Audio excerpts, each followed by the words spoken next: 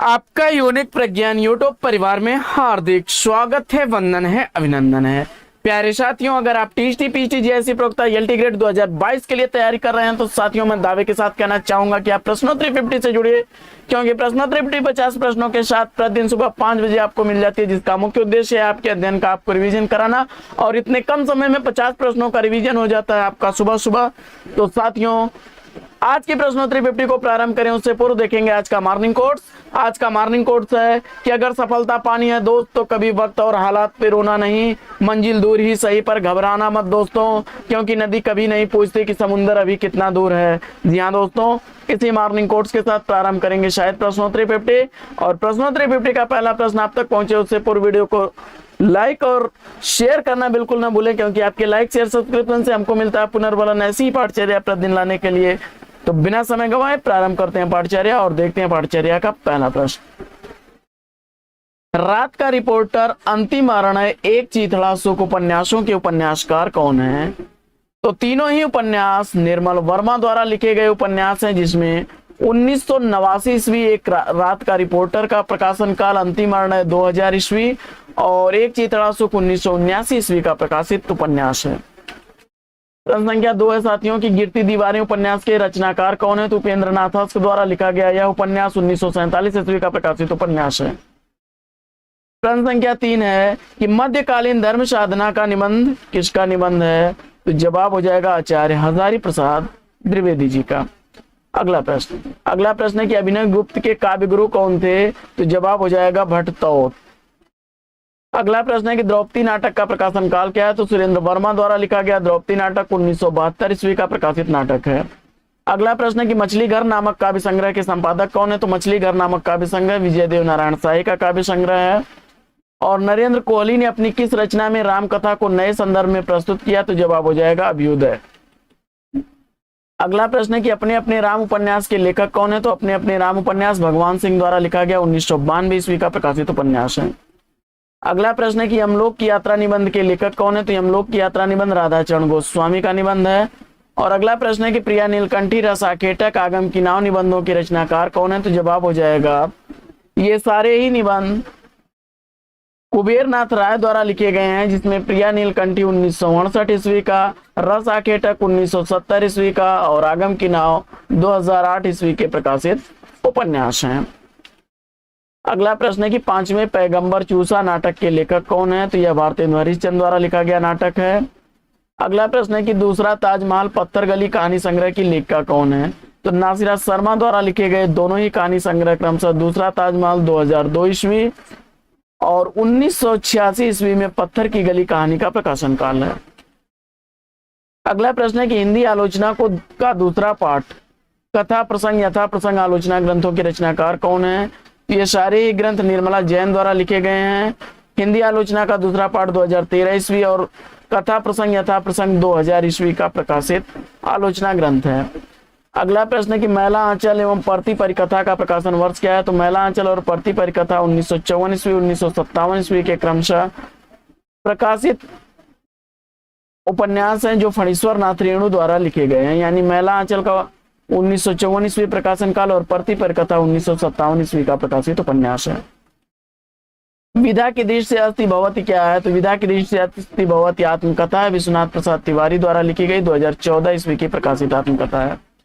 अगला प्रश्न है कि भाषा और संस्कृति, भाषा और समाज आलोचना ग्रंथ के लेखक कौन है?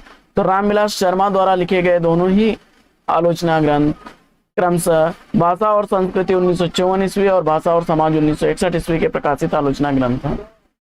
नौकर की कमीज उपन्यास के उपन्यासकार कौन है? तो नौकर की कमीज उपन्यास विनोद कुमार शुक्ल द्वारा लिखा गया 1979 ईस्वी का प्रकाशित उपन्यास है। रणधीर प्रेम मोहिनी संयुक्ता स्वयंवर नाटकों के नाटककार कौन है? रणधीर प्रेम मोहिनी और संयुक्ता स्वयंवर नाटक लाला श्रीनिवास दास द्वारा लिखे गए नाटक है। रणधीर प्रेम मोहिनी 1878 ईस्वी, संयुक्ता स्वयंवर 1885 ईस्वी का प्रकाशित नाटक है। अगला प्रश्न है कि उन्मादिनी सीधे सीधे चित्र कृतियों के रचनाकार कौन है? तो जवाब हो जाएगा सुभद्रा कुमारी चौहान की यह काव्य कृतियां क्रमशः उन्मादिनी 1934 ईस्वी, सीधे सीधे चित्र 1947 ईस्वी की प्रकाशित कृतियां हैं। अगला प्रश्न है कि बलचनमा उपन्यास के उपन्यासकार कौन है? तो नागार्जुन द्वारा लिखा गया 1992 ईस्वी का प्रकाशित उपन्यास है। बहुजन अधिकार पाक्षिक का सर्वप्रथम प्रकाशन कहां से हुआ? तो बहुजन अधिकार पाक्षिक का सर्वप्रथम प्रकाशन 1981 ईस्वी में प्रारंभ हुआ, जो मेरठ से प्रकाशित होने वाला पत्र था और इसके संपादक थे मोहनदास नैमिष राय। अगला प्रश्न है कि कोर्ट मार्शल का प्रकाशन वर्ष क्या है? तो कोर्ट मार्शल स्वदेश दीपक द्वारा लिखा गया नाटक 1991 ईस्वी का प्रकाशित नाटक है। अगला प्रश्न है कि कविता का गांधी किस कवि का उपनाम है? तो कविता का गांधी उपनाम से जाने जाते हैं भवानी प्रसाद मिश्र। अगला प्रश्न है कि मोहन राकेश द्वारा रचित किस नाटक को सन 1959 ईस्वी में सर्वश्रेष्ठ नाटक के लिए संगीत नाट्य अकादमी पुरस्कार से सम्मानित किया गया? तो जवाब हो जाएगा आषाढ़ का एक दिन। अगला प्रश्न है कि जंजीर और दीवारें संस्मरण के लेखक कौन है? तो जंजीर और दीवारें संस्मरण रामवृक्ष बेनीपुरी द्वारा लिखा गया संस्मरण है। अगला प्रश्न है कि हिंदी काव्यधारा के लेखक कौन है? तो हिंदी काव्यधारा के लेखक राहुल सांकृत्यायन है। विरेचन सिद्धांत के प्रवर्तक कौन है? तो विरेचन सिद्धांत के प्रवर्तक अरस्तु हैं। अज्ञेय की रोज कहानी किस अन्य नाम से जानी जाती है? तो जवाब हो जाएगा गैंग्रीन नाम से जानी जाती है। हिंदी साहित्य में नाटकों का जन्मदाता किसे माना जाता है? तो जवाब हो जाएगा भारतेंदु हरिश्चंद्र को। अगला प्रश्न है कि नई कविता पत्रिका का प्रकाशन कब आरंभ हुआ? तो नई कविता पत्रिका का प्रकाशन जगदीश चंद्र गुप्त द्वारा 1954 ईस्वी में प्रारंभ हुआ। अगला प्रश्न है कि कबीर के उपरांत हर विध्वंसकारी और जन विरोधी शक्ति को सर्वाधिक खुली चुनौती देने वाले साहित्यकार कौन है? तो जवाब हो जाएगा नागार्जुन। कालिदास और मल्लिका मोहन राकेश के किस नाटक के पात्र हैं? तो जवाब हो जाएगा आषाढ़ का एक दिन। पहली फिल्म किस कहानी पर आधारित है? तो पहली फिल्म विजय दानदेथा की दुविधा कहानी पर आधारित है। अगला प्रश्न है कि रश्मि रेखा अपलक काव्य कृतियों के रचयिता कौन है? तो बालकृष्ण शर्मा नवीन द्वारा लिखी गई दोनों ही कृतियां 1951 ईस्वी, रश्मि रेखा अपलक 1952 ईस्वी की प्रकाशित रचना है। आत्महत्या के पहले सफेद कौवा अंतिम बयान कहानियों के रचनाकार कौन है? तो मंजुल भगत द्वारा लिखी गई आत्महत्या के पहले 1979 ईस्वी, सफेद कौवा 1986 ईस्वी और अंतिम बयान 2001 ईस्वी की प्रकाशित कहानियां हैं। अगला प्रश्न है कि गोदान उपन्यास में गांधी व मार्क्सवाद को जैसे प्रेमचंद ने फेंट कर मिलाया हो, यह कथन किस आलोचक का है? तो जवाब हो जाएगा रामस्वरूप चतुर्वेदी जी का। अगला प्रश्न है कि ऐसे उल्लुओं को तो बृहस्पति भी नहीं समझा सकते, यहाँ कौन सी सब शक्ति काम कर रही है? तो जवाब हो जाएगा लक्षणा। अगला प्रश्न है कि लड़ाई नाटक के नाटककार कौन है? तो लड़ाई नाटक के नाटककार सर्वेश्वर दयाल सक्सेना है। हरिप्रसन्न जैनेन्द्र के किस उपन्यास का पात्र है? तो जवाब हो जाएगा सुनीता। 84 सिद्धों में किसका स्थान सबसे ऊंचा है? तो 84 सिद्धों में, क्षमा करें, 84 सिद्धों में सबसे ऊंचा स्थान लुइपा का है। अगला प्रश्न है कि द्वंद्व गीत सामधेनी किसकी रचनाएं हैं? तो द्वंद्व गीत और सामधेनी रामधारी सिंह दिनकर की रचनाएं हैं। 1940 ईस्वी द्वंद्व गीत का और सामधेनी 1947 ईस्वी की प्रकाशित रचना है।